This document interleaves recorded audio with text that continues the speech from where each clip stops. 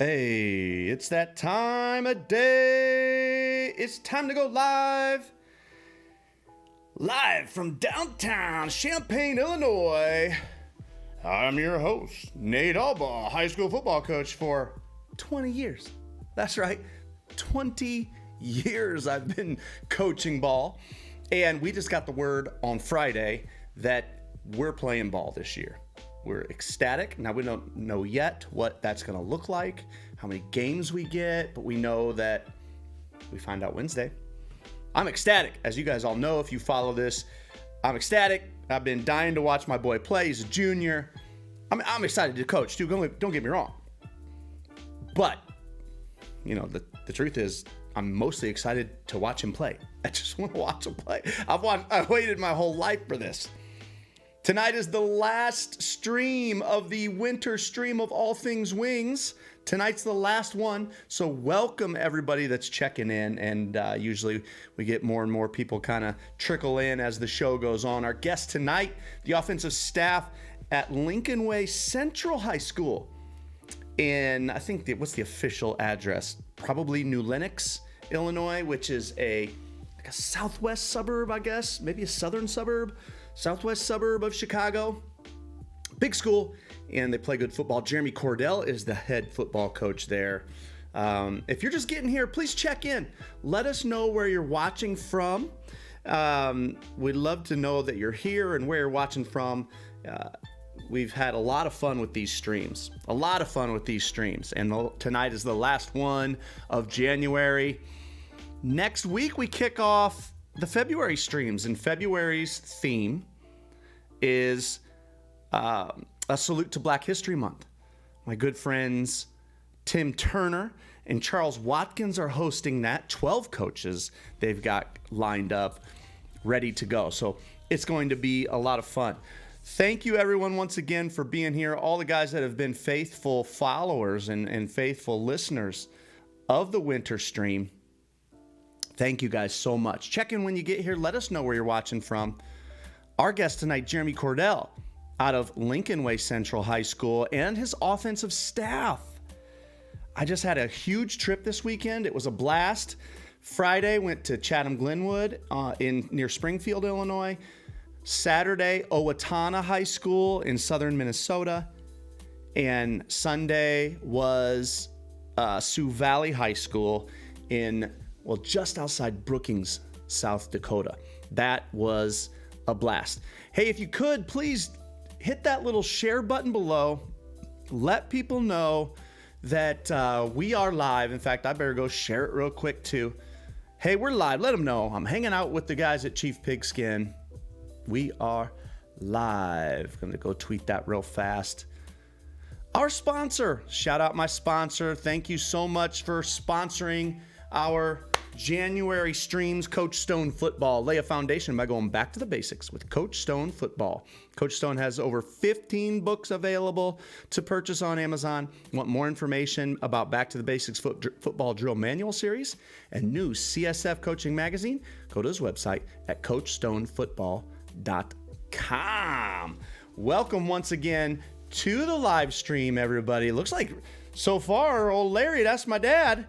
Only one checking in. Normally we got a handful of guys by now, but you never know. It is our last one. I expect them to be trickling in here in a moment. Let's go get Coach Cordell and his staff in here. Gonna go admit these guys. Looks like John Corrales, Raymond Kuba, and Jeremy Cordell. Let's get these guys in. I'm gonna go hide my self view. Boom. Do I have everybody in? Let's go see. And then I got to change this to gallery view.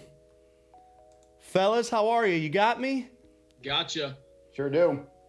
I'm going to go switch around my screen here and make it so that you guys are a little bigger and my face is a little smaller. Here we go. I'll get this. I'm going to get this figured out. Okay. Oh, there we go. How are you guys? My name's Nate Alba. I am from, Central Illinois, we'll call ours. I'm a southerner to you suburbanites, but I'm known as a Central Illinoisan. Now, I know Cordell, Jeremy Cordell in the house. You other two, introduce yourselves. Let us know who we're talking to. My name is Raymond Kuba. I'm the offensive line coach at Lincoln Central, currently in my 14th year of coaching football. Okay, Raymond, nice to meet you. Same here. And I'm John Corrales, wide receivers coach. Been coaching at Lincoln Central since '98. At one point, was definitely one of the younger coaches. Somehow, I'm now one of the older coaches over here. So excited to be on, and I appreciate having us. Coach, I tell guys that all the time. I always say I was always the youngest guy on staff, and then the next thing I knew, I just wasn't anymore. It's just, I don't even know when it happened. I just wasn't anymore. I'm feeling it these days, but I'm right there with you. So appreciate having us on. You bet, man. Sam Spencer in the house out of Siler City, North Carolina. Anybody else, if you're just getting here, make sure you check in and let us know where you're watching from. And then, of course, Jeremy Cordell in the house. Now, Cordell, as long as I've known you, you've been a flat top guy, and now you got the flow rocking. In rebellion of no Illinois football, let me tell you. Now, you guys probably haven't been in school either, have you been? You actually, last week was our first week coming back since around before Thanksgiving, so it's been good. Okay. I'll bet, man. It's so good to get everybody back in the school building. We've been in the whole time. Now, we have had like our high school, we're one big unit, but our high school had to sit out for 2 weeks. Currently, our second graders are sitting out for 2 weeks, which I have a second grader, my little one. And because like 3 of their 4 second grade teachers are out sick, right? So anyway, they had to kind of take a break. So we've been hit and miss, but for the most part, we've stayed in and has been so good and so thankful that we have Jason Eddings in the house out of California. Welcome, Coach Eddings. Glad to have you. You guys are just hopping in. If you could, hit that share button below and let people know you're hanging out with us over here on the live stream. Well, fellas, I've been going live, 10 to 12 times a month since July. So we've been doing this like crazy. We honestly just hang out. We always end up talking a little football, but for the most part, we just want to kind of get to know guys. So I've written down a handful of questions here. We try to go as rapid fire as we can because 30 minutes goes fast. All right, first question. Are all 3 of you guys lifelong Chicagolanders, or has anyone lived outside Chicagoland? Born and raised. Born and raised. Chicagoland for the most part, if you count Rock Vegas, Rockford. Okay, yeah. So we got 3 Chicagolanders in the house. Mark Corey just checked in out of Lakeport, California. Welcome, Coach Corey. Thanks for joining us here. We got 3 Chicagolanders, which makes my next questions all the more fun. Next question. In your opinion, what is the cutoff between a big school and a small school? About how many students, in your opinion, fellas? I would say a big school would be anything above 2,500, and a small school would be anything under 1,000. Okay. So he's putting the cutoff somewhere. Small school is considered under 1,000. What do you think, Cordell? I just got back in. I got kicked out. What was the question? Oh, the question is, in your opinion, what is the cutoff between a large school and a small school? Ooh. An enlargement, in your opinion. While he thinks about it, Corrales, what do you think? Yeah, with me being from Lincoln Central, born and raised out there, at one point we had about 3,000 kids in a school, so that was gigantic, and we've seen everything down to about 1,900. So to me, big school is going to be anything that's probably 1,700 or 1,800 or bigger, and anything below that is you're going to start getting some smaller schools. So like if someone's like, yeah, I coach at a school, there's like 1,300 kids, in your brain you're like, oh, they coach at a small school. And I went to ISU, so I am from a little bit of Central Illinois background over there. So, when Normal Illinois was, a little bit smaller, and they're running some 4A, 3A school back in the day. So those were definitely some smaller schools, but some great football out there. So. Yeah. What do you think, Coach Cordell? What's the cutoff? Yeah, I say about 1,000. I being the head coach at Glenbard South before, we were always hovering around 12, 13, 1,400. And it didn't seem like a small school, but it was definitely a smaller school than, you know, where I come from, like Lombard West, or, you know, where I'm at now, where you're talking 2,000 plus. Yeah. You guys in the chat, let us know, in your opinion, what is the cutoff between small school and big school? So, you know, everything, it's all relative, right? I know when I was coaching my first head coaching job was at a school named Milford, and it looks like my camera just froze for everyone, so I'm going to kind of restart it here. But Milford was a high school of 200 kids. And at Milford, oh man, this camera. All right, now I'm having camera issues. You guys can still see me, right? Yes. Yep. Okay, so I lost my camera to my audience. So what I'm gonna do is just thinking on my feet here. I just gotta go redo this, show self view. There we go. Now I'm back on. Okay, and all of my kids at Milford, a high school of 200, I went to a high school of about 500, and I just never forget how they were just amazed that I went to such a huge high school. I'll just never forget that. I'm like, you guys, now I was coming from the suburbs. I had been coaching in the suburbs and coming down, right? So my perspective was different. All right, last question. This is what, now I have coached all over the place in Illinois, from the St. Louis burbs, Illinois side, to Chicago suburbs, to Central Illinois Podunk. So I feel like I know most classes fairly well. But the Chicagolanders are known for not knowing anything outside of Chicagoland, right? That's it's kind of a running joke. So let's test you guys here. In your opinion, let's see.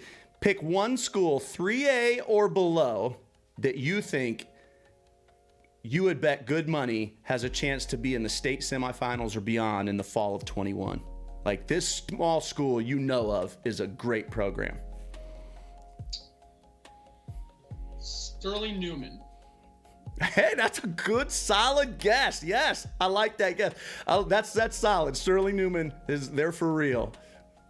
Who else has one? It wouldn't count for 3A, but I want to throw a shout out to my boy Brett Hefner out of Effingham. Always out playing some good football, and he's the man out there. So just missed the cutoff. He's a 4A guy. Now, he was at Central for a while, wasn't he? Did he coach at Lincoln Way for a while? Yep, he was out with us for a few years, and yeah, he's doing a great job at Effingham. You're right. yep. All right, what you got? True small school, 3A or below? Who you know of? I'm going to go with Stillman Valley. Very good. However, Coach, that's 4A. Then what about Byron? 3A. There you go. You did it. 3A. There you go. You're the last one, Corrales. Who you got? One small school. You got the whole state. Listen, all I could think is Tolona Unity. I go to my Champaign guys out there. Let's go. Hey, Coach, that's where I coach right now. Tolona Unity. That's where I coach. Let's go. Okay, well, we're going to move on. Next question. We're going to go fast on this, but I just happened to see something before I turn this on. Is Tom Brady the best ever? I mean, come on. He just did it again. What do you guys think? Absolutely. I mean, you win 6 with one team, and then you go to another team when you're 43 years old, by the way. And right. with fresh dudes, everything else, they're playing their best football right now. It's everything you can ask for. He's the best of all time. Do you guys agree with that? Yeah, I'm gonna agree with Coach Cordell. I mean, it's like having an offensive coordinator taking snaps out there. I mean, it's just the guy knows everything, and whether you like him or you don't like him, the guy's a winner, and I mean, he's done an unbelievable job this year. So I like him. No doubt about it, Coach. Do you agree with him too? I do. I feel like he actually has some decent weapons this year compared to towards the end of his career at New England. He actually has everything you need to win. So, man, I just can't believe he just keeps doing it. Okay, next question. On your let's just say, of the three of you guys, we're just between the three of you, who is the biggest roller coaster of emotions through a season? Like, who is the most likely to be like, oh, we're horrible, or we're so awesome? Who's the most likely to be the biggest roller coaster between the three of you? Ooh. Well, it's definitely not Cordell. He is very steady. Always steady. tell you the truth, I couldn't tell you between us three. Do you think all three of you guys are pretty even keel? I think our roller coaster emotions is not. He's not on the Zoom call. So yes, I think the three of us are actually the like even steadies. Yeah. Okay. But every staff's got one of the roller coaster guys. I'll tell you what, I've gotten a little better over time. There was a time where was I roller coastery. All right, who's the most likely to get muted on Friday night? I think Ray's gonna get muted. I think he's gonna be our guy that's gotta get muted on Friday night. See, you got to default to these guys on these, man. This is up their alley. This is good. I like hearing this. Okay, this next one's for our two assistants.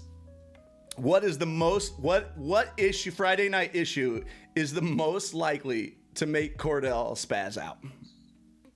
Oof. Wow. I was trying to name at least just one. I was going to go with kids not. Here, perfect example. Special teams coach calling for a special team, and he only has 10 guys. That'll get him. Yes. The end zone cam not working usually is one of those other things that makes him upset as well. And I feel like there's always an end zone camera issue of some sort. Without a doubt. Yep. Without a doubt. You know, the thing that on my staff, when I was a head coach, the thing that famously freaked me out the most is when a backup would have to go in for some reason, right? He's a 2. And if he didn't know what he was supposed to do, I mean, I would throw the biggest fit. I was such a baby in that way. And the guys knew it was coming too. If the 2 came in, they're like, please do this right. Please do this right. That would get me going, man. Hey, we got a guy listening from New Lenox trying to pick up coaching tips. Might be one of your guys. It says it's Newt in the house. Probably one of your guys, maybe a player or something. Okay. Uncle Newt. Shout out to Uncle Newt over there. We are past the halfway point, which means now we have to start talking some actual football. As a whole. So tell me what you two assistants coach, what your roles are. I am the offensive line coach. Wide receiver. I'm our wide receivers coach and also our strength and conditioning coach. So how would you guys? I want to hear it from the assistants coach. How would you sum up your plan to move the ball on Friday nights? Whether that you could, we're trying to what? We're trying to establish a run game that is going to be consistent with gaining yards and also being physical up front and being physical on the perimeter and putting teams in binds to stop us up the middle and also trying to stop us on the outside. We're big on putting the defense in the bind where we have guys that can run the ball between the tackles, but we can also hit it to the outside. So we're going to put defense in a lot of binds to prevent us from really kind of hunkering down and trying to stop us one way. Yeah, and on all of our play action game will come off of all of those run looks and looking for those aggressive safeties and moving people inside the box that don't need to be in there and start exploiting them when those guys starting to move them in. Now, Coach Cordell, when you spoke for the online clinic, it was on your hybrid wing T. Now, you said that may have changed from that a little bit. Tell us where you stand now. Yeah, I mean, our base offense is always going to be our base offense. But just like any situation, you're going to adapt to your personnel and what you have. And, I think that's good coaching. And so, there's definitely things and tweaks that we've made where, the roots are still our roots. Our philosophies are still our philosophies. We're going to attempt to be the most physical team in Illinois up front on the perimeter. Ray does an awesome job. Quick story on Coach Coobs is that, he was with us from the beginning when I got hired at Central, hired him on, and he was a cornerstone guy for us. Ended up going to a different school for a couple of years just because he had an opportunity teaching-wise, came back to us, so lucky to have him. But, Coach Coobs has always done such a great job with our guys up front and getting a lot out of our guys and just demanding, attention to detail and things like that in our offense, in our run game. And Coach Corrales talk about one of the best perimeter blocking coaches that I've seen demanding the most out of our kids on the perimeter. I mean, our receivers aren't running routes until they're blocking perfectly. And so, that is such a big deal, obviously, in our offense and what we do,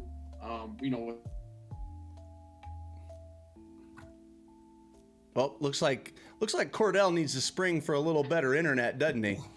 That's Linux internet. That's where it's at. We're going to get him back in a second. We'll get him back momentarily. Fellas, how often are you in, like, as far as like formation wise, how often are you in what? Like, what are some of the meat and potatoes? He said, we're going to do what we do, but what do you guys do schematically? So Coach Cordell. Sorry, I got kicked out again, guys. I got kicked out twice now. You're good. You're good. You're good. So we're just talking about just what our formations, our typical formations and stuff are going to be. Yeah, I mean, in our hybrid, I mean, Coach Allwall, you've seen film and seen kind of things that we do. I mean, there was a year, I want to say 2017, and Coach Coobs, you probably remember this. We did our huddle report, and we were something about 230 or 40 odd different formation variables. And what that does, obviously, that just puts tremendous stress on the defense, and just planning for that alone, and just the different blocking surfaces, and with nasty splits on our tight ends, and and double tight end nasties and tackle overs, and formations into the boundary, and just all those variances that we could do within that offense. It's really a defensive coordinator's nightmare. And the reason why we kind of, kept going with that involvement, that is like being a defensive coordinator for so many years, I know how big of a fit that will give you. And so, just so many times, these guys can attest to it over the years, just outflanking defenses just for the fact that, the numbers game is there, and, we can outflank them. We can quickly shift to a formation, on a silent count, things like that, run our play on a silent count before they can even be lined up. So just so many different advantages to those different surfaces and formations. So we're talking, the base would be like jet sweep, power, trap. Am I on the right track here? Absolutely. I mean, yeah, our base play would be all based off the jet sweep, and then obviously a trap off of that.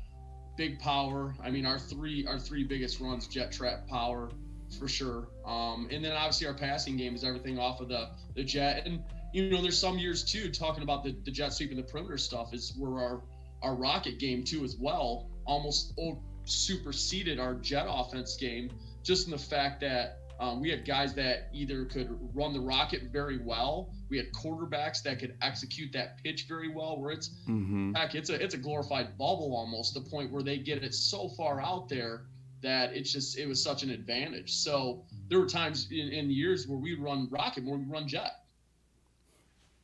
What's the percentage of under center to gun? In our base offense under center, I mean, we're 85-15 under center to the gun. So, true, wing tee principles under center. And then obviously being able to do some things out of some different packages, out of some 3x1, 2x2 spread sets, getting into the gun and working your quick game, 3-step, things like that. Coach Kuba, how do you practice that different snap? That's something I've always worried about when I've thought about, I've just known many coaches, and I've kind of leaned towards the side of I'd rather be all one snap or all the other. But now you're in a program where you have to learn both. How are you able to balance that with your center and hold them accountable to great snaps? To tell you the truth, I mean, Coach Cordell builds in so much time into our schedule where it's like, I'll give you an example, like during special teams, where my guys are traditionally not on a lot of the special teams, especially like the punts or the kickoffs. During that time, they're quarterbacks, they're repping that. I mean, you really have to rep the snap, the shotgun snap a lot. I know there's many different philosophy between the dead toss and the actual regular. I mean, I'm big with consistency. I'm big with what works and what works consistently. Because that's the thing. Kids, high school kids get so nervous they make one bad snap, they feel like they have to change it. No, it has to become muscle memory. I mean, that's why you get to juniors, you get to sophomores as young as possible, and you get them repping as much as possible.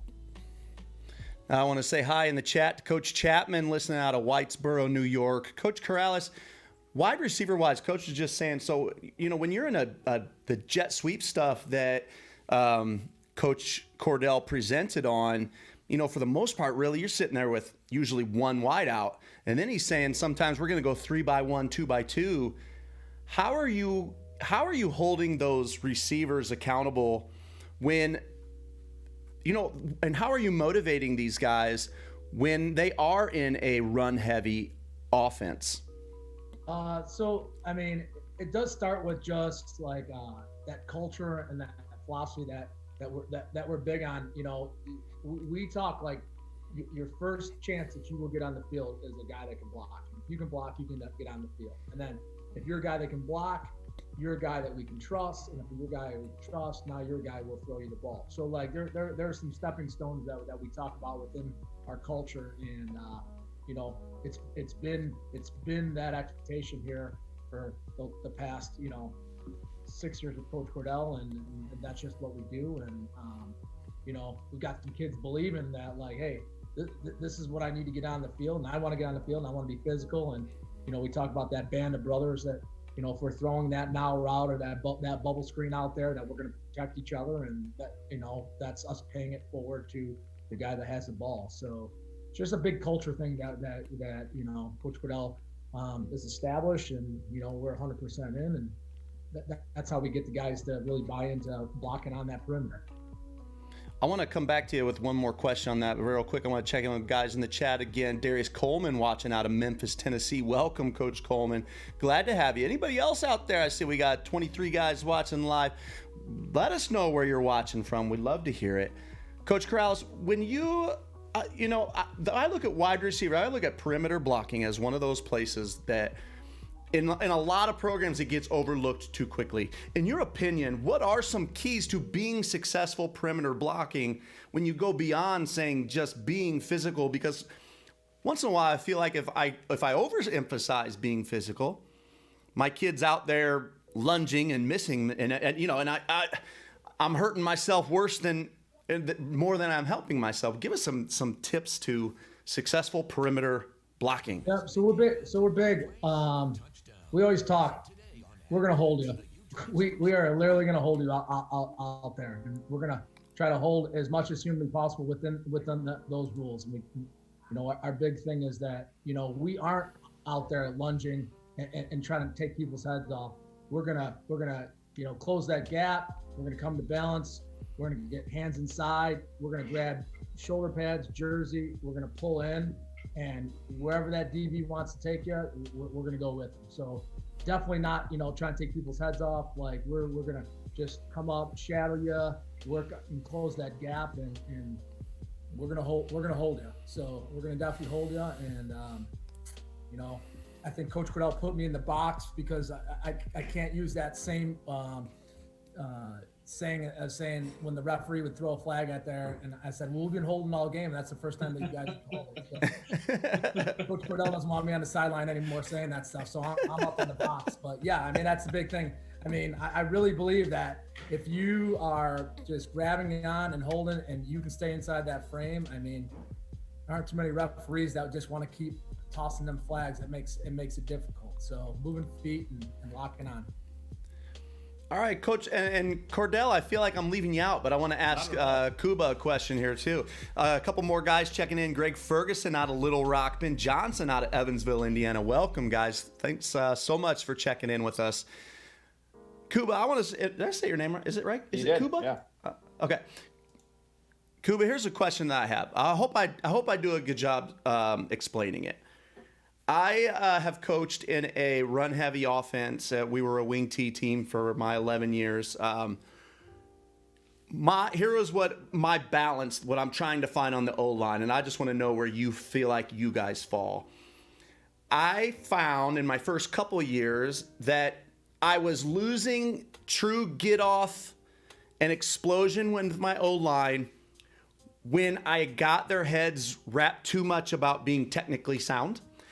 And we made a change, a concerted effort to, which sounds weird, but to emphasize technique less in order to emphasize explode and get off. Like we thought if we're going to explode and get off, it's inevitable we're going to make more mistakes, but boy, we're getting off the ball. So we just had to make a decision. Like, we want to get off. That was our priority more so than fitting up correctly. Okay, hope I explained that well. Where would you say you guys fall in that? Like, where's your emphasis?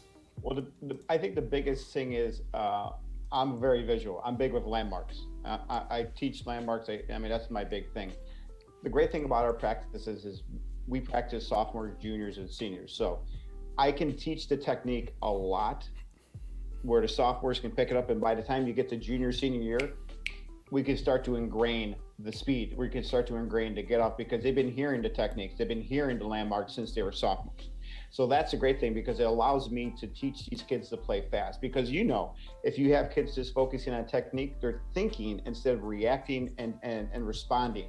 Now, if you can ingrain the technique at a young age, then you can just focus on, let's get off. Because my biggest thing, landmarks move all the time.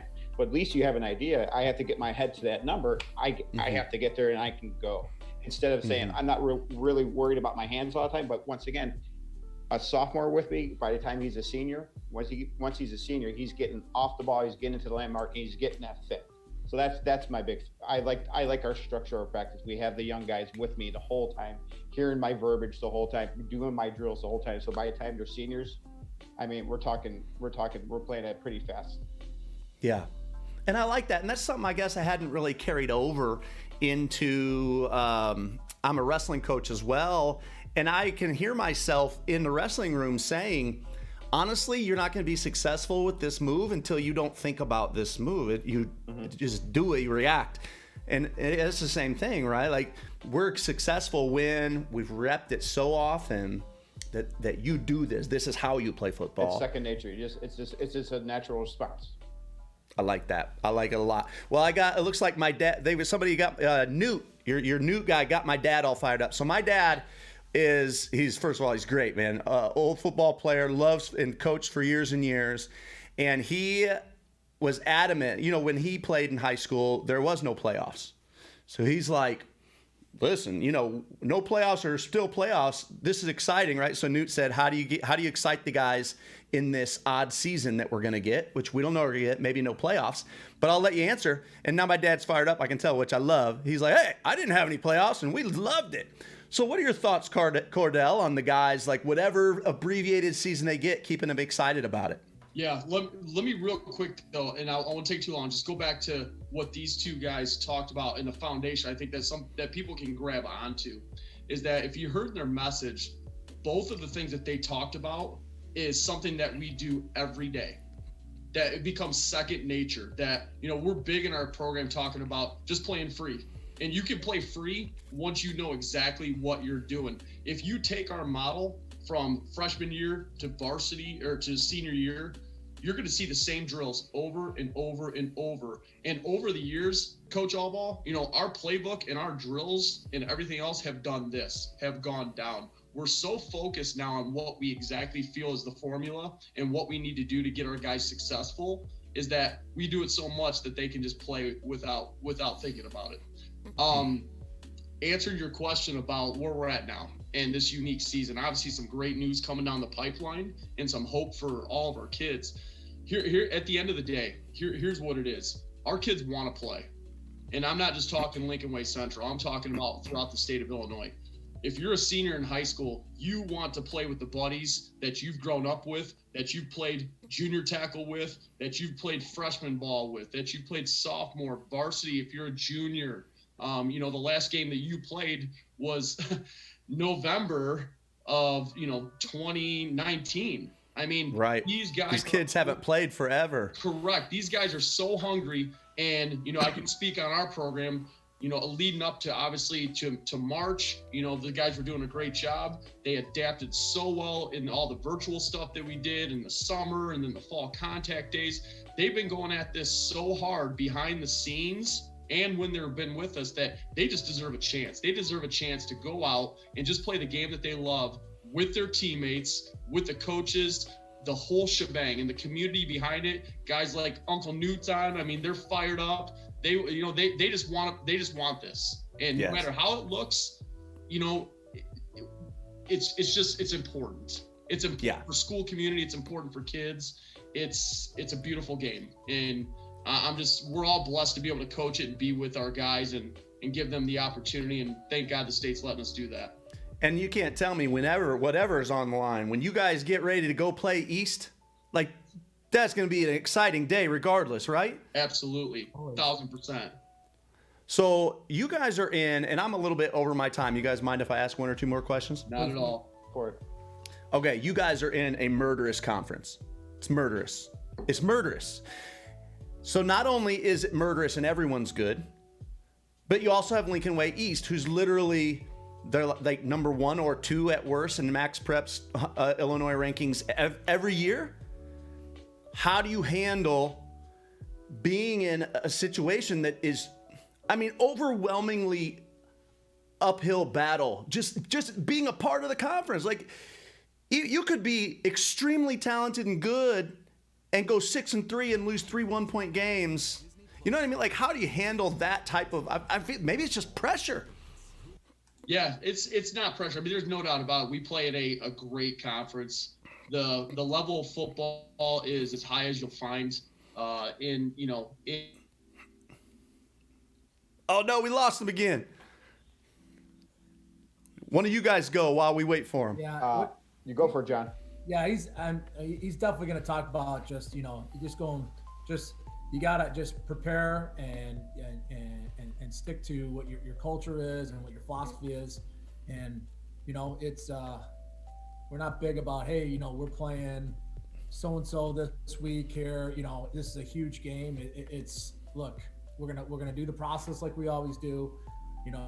Coach Cordell's big thing is just being 1-0 in everything you do. That's, everything from waking up, doing your homework, being 1-0 in English, all the way through in the process. Coach Cordell, can you hear that?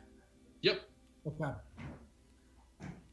Yeah, go ahead. You want to pick that up, Cordell? Yeah. Or finish your thought? Yeah, no, and just the fact that, I mean, once again, it doesn't matter who we play. We're going to be the best version of us in what we do, and our kids believe. And it's got to be a culture. We believe that no matter who we're going to play on any given week, that we are going to win. Now, does that happen all the time? No. But you know what? In the 6 years we've been here, we have a pretty darn good winning percentage. Over the years in this conference, we've gone toe to toe with the Bolingbrookes and the Easts and everything else. And our kids have played very well, and I'm proud of our kids. And in our opinions, you're not going to change our mind. We got the best kids out there. I love it. Kuba, what do you think? I just like the competition. I mean, it's at the end of the day, you get you guys ready to play whoever, because once again, it's just you're not playing the name, you're playing the person kind of thing. I mean, at the end of the day, it's I'm going to outwork that person in front of me. I'm going to better technique. I'm going to compete to do whistle to whistle from start to finish. And yes, there's teams that we have some really good fights against, and teams that we dominate. But once again, it's all about how you show up every day, coming ready to play no matter what. Okay, last question for you guys, and feel free, whoever wants to answer. But I'm gonna request you gotta search. You might have to soul search here. Give me just an example, sometime in the last year, where you guys looked at yourselves and said, you know what? We need to get better at. We were maybe a little deficient at. Is there anything that you remember thinking that about? Yeah, I mean, there's, I think we could sit here and say we could get better at everything. I mean, that's the truth. I mean, one of our program mottos is, it doesn't matter, get better. Like, it doesn't matter if we won 40-0, doesn't matter, there's something we can get better at. I would just say that we are constantly examining, and you might be looking for a specific, but we are constantly examining every aspect of our program and every aspect of everything that we do to try to get better. And I think these guys would attest to it, that you can look and see at the core philosophies and the core things of the things that we implemented when we first were all together as coaches in this current coaching staff and our regime. But we've adapted and we have adjusted every single year to get better and better and better. We're never going to stay the same. I guess that's one thing I would say about our program. Anything to add to that, fellas? Yeah, for me, up front, it's always pass protection. It's trying to take a group of guys who are so geared to that run game, getting off the ball and just firing out, and now telling them to slow down and like be engaged. And now we have to pass protect. And our passing game has changed. We've gone from 3-step, now we're quick, and all these different things that give our quarterbacks the best chance. We're not a 5-step, 7-step team. We're not built for that.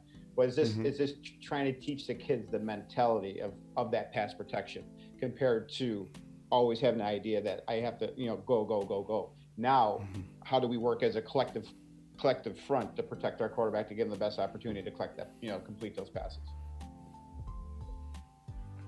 Now, what do you guys think is, like, now that you got the word that we're playing ball in some capacity, like, how long was it till the first staff meeting, Coach Cordell? Thursday.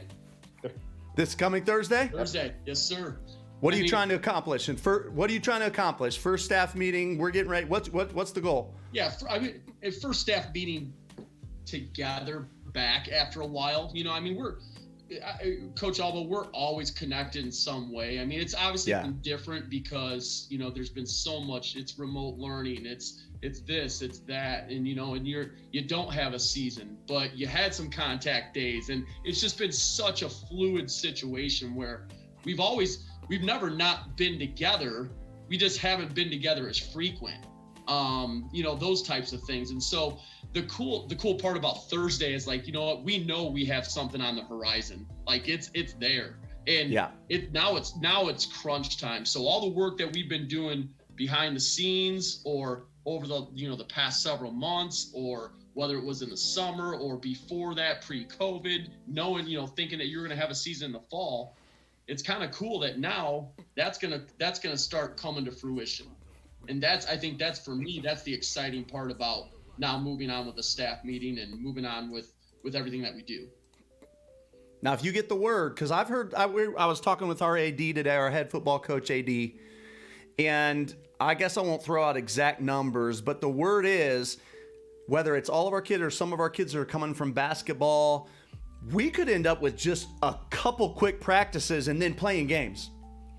That's the word I'm getting. So if that happens, give me an idea of what are you going to cut, or at first, like, okay, we're going to have to just focus here and not get as much of blank done if we get way less time to prepare for game one. Yeah.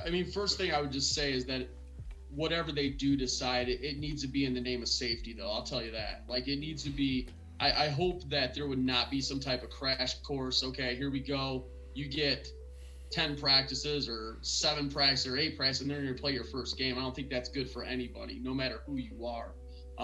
But with that being said, no matter what amount that we get, we know it's going to be different. It's going to be condensed. So like I mentioned before, I think we've already crossed that bridge as a staff, and these guys would tell you, we've over the years, and especially with the fluid situation that we've had, we've shrunk everything to what we think is the meat and potatoes of what we do. And I think we're starting to get really good at that. And I'm excited to see that come to light here as we'll be able to start practices.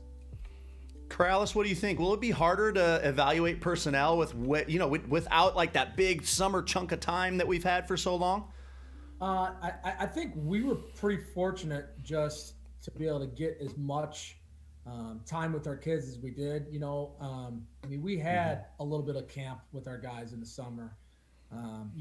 We had a few contact days that we had. So I think going into it, like, we have some pretty good evaluation on our kids. And like Coach Cordell said,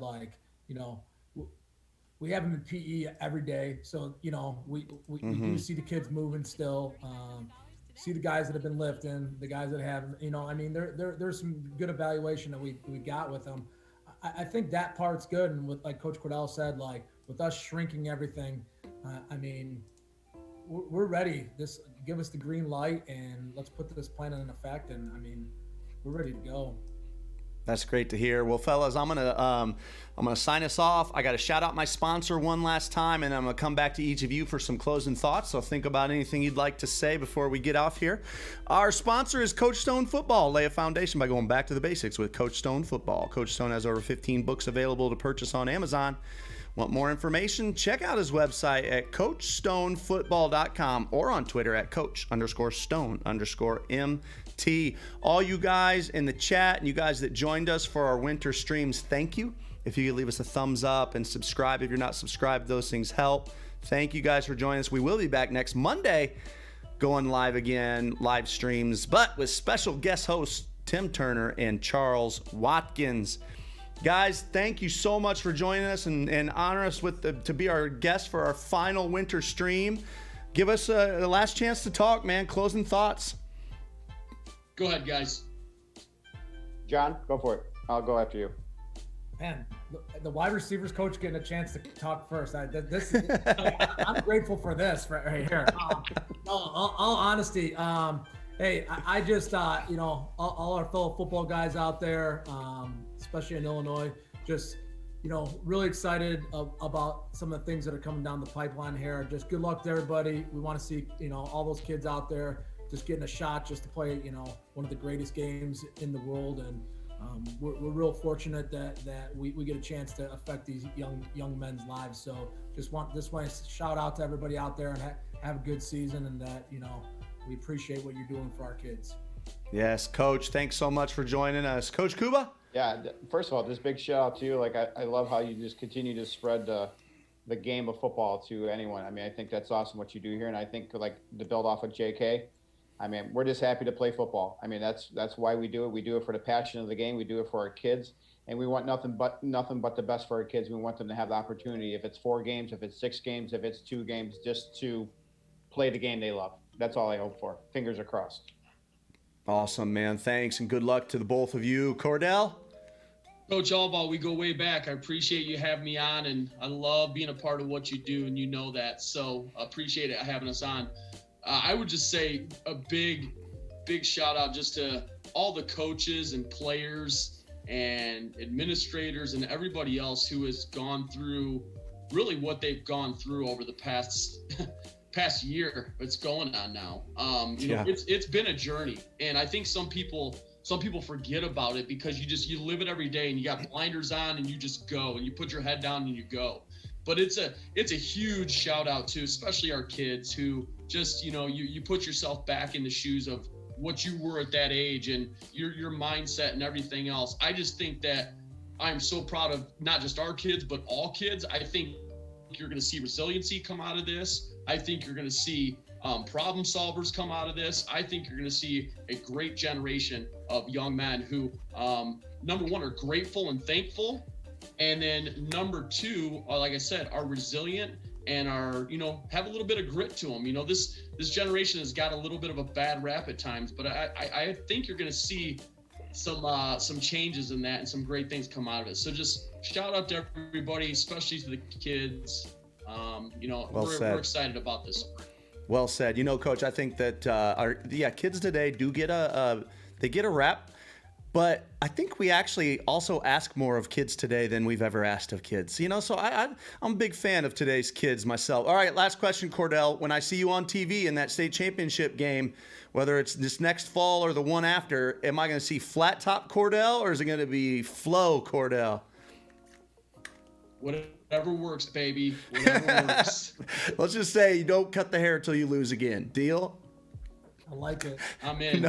No cuts till you lose again. All right.